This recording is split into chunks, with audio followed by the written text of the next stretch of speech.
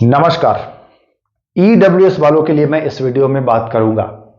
EWS वालों में लोचा क्या है जरा सा समझिएगा। देखिए, जो डॉक्यूमेंट्स का कट ऑफ डेट दिया है कि आपको कब तक डॉक्यूमेंट्स क्लियर करा लेना है, उसने लिखा है 18 अप्रैल 2025 तक आप डॉक्यूमेंट्स क्लियर हो जाने चाहिए। जिसमें क्या क्या है, लोचा कहां है वो समझना है। इस तिथि तक अगर आप 12th पास हैं तो आप फॉर्म को भर लीजिएगा। कट ऑफ डेट पर एक वीडियो में बना चुका हूं जो 18 साल और 25 साल वाला है, वो देख लीजिएगा, तब समझ में आ जाएगा उसको भी। यहां पर कहा है कि जो ईडब्ल्यूएस बनेगा, आपका ईडब्ल्यूएस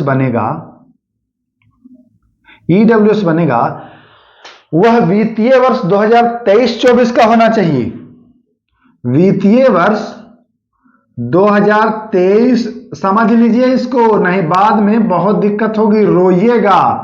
आपको अभी लग रहा होगा ना कि ये क्या बता रहे हैं, रोइएगा। इस बात को कोई नहीं बता रहा है अभी, लेकिन रोइएगा। यहां फंसने वाली बात है, क्या फंसना है समझ लीजिए इसको। एक तरफ तो कहा गया है कि आपके जो डॉक्यूमेंट्स हैं वो 18/4/2025 तक बने होने चाहिए, इसके बाद अगर बना होगा तो मान्य नहीं होगा।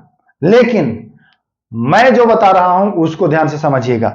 एक तरफ आयोग यह भी कह रहा है कि जो ईडब्ल्यूएस बना होना चाहिए वो आपका 2023-24 वित्तीय वर्ष का होगा। अरे भैया, 2023-24 का आप कब बनवाएंगे? 31 मार्च के पहले बनवाएंगे तभी वो मिलेगा 2023-24 का। अगर आप 1 अप्रैल को बनाएंगे, दिया तो है 18 अप्रैल तक बनाने के लिए, लेकिन अगर आप 1 अप्रैल को बनाते हैं ईडब्ल्यूएस, समझिएगा बहुत बड़ी बात मैं बोल रहा हूं, 1 अप्रैल 2025 को अगर आप ईडब्ल्यूएस बनाते हैं तो आपका जो ईडब्ल्यूएस होगा ना वह 2024-25 वित्तीय वर्ष का हो जाएगा। अब आयोग लास्ट में फिर तमाशा करेगा कि मैंने तो नोटिफिकेशन में कहा था कि 2023-24 का होना चाहिए। आप तो ये वाला देखेंगे कि हाँ, आप तो ये भी बोले थे कि 18/4/2025 तक बन जाना चाहिए, है कि नहीं? तो इसीलिए मैं फिर कह रहा हूं कि आप जो ईडब्ल्यूएस बनवाएंगे वो मार्च महीने में ही बनवा लें। अगर अप्रैल में बनाएंगे तो वो ईडब्ल्यूएस 2024-25 का हो जाएगा। आयोग फिर उस समय नौटंकी करेगा कि मैं तो 2023-24 का लिखा था, अब आप 2024-25 का क्यों दे रहे हैं, है ना? इस बात को अच्छे से समझिएगा, कोई आपको नहीं बता रहा है, लेकिन आप फंस जाएंगे। ये केवल ईडब्ल्यूएस वालों के लिए है, एनसीएल में ऐसा नहीं है प्रावधान। एनसीएल में कह रहा है कि अगर पहले का होगा तो एक फॉर्म भरा जाता है, वो भर के आप दे सकते हैं, कोई दिक्कत नहीं है पुराना हो तो। लेकिन ईडब्ल्यूएस वालों को स्पेशल लिखा गया है। नोटिफिकेशन देखिए, यहां पर मैं नोटिफिकेशन भी शो करा दे रहा हूं, देख लीजिए। इसमें साफ लिखा हुआ है कि जो आर्थिक रूप से कमजोर हैं ईडब्ल्यूएस है, वह 2023-24 वित्तीय वर्ष का प्रमाण पत्र प्रस्तुत करेंगे।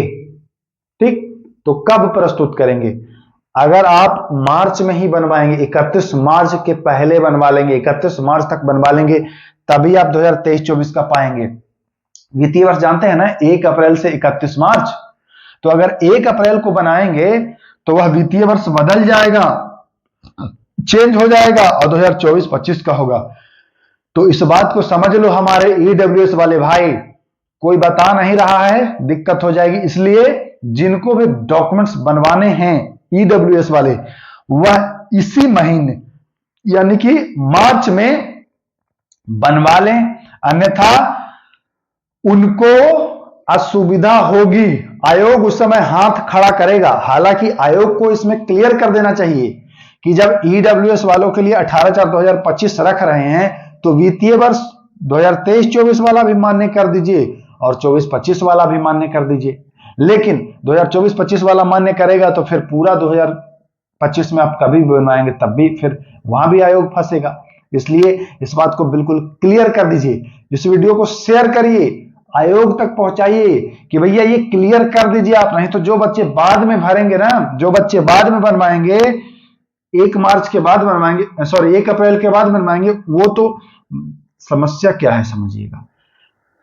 बच्चे के दिमाग में यह चल रहा है कि हमको 18/4/2025 के पहले बनवा लेना है, लेकिन 18/4/2025 के पहले बनवाएंगे तब आपका आ जाएगा 2024-25, अप्रैल में बनवाएंगे तब। ध्यान से समझिए, इसलिए आप मार्च में ही बनवाइए, मार्च में ही बनवाइए हर हाल में ईडब्ल्यूएस अपना।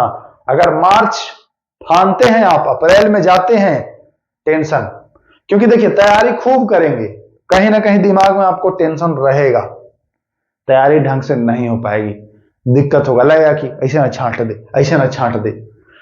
इसलिए कैसे भी हो किसी तरह से आप मार्च महीने में ही ईडब्ल्यूएस बनवा लीजिएगा, तब आपको फायदा मिलने वाला है।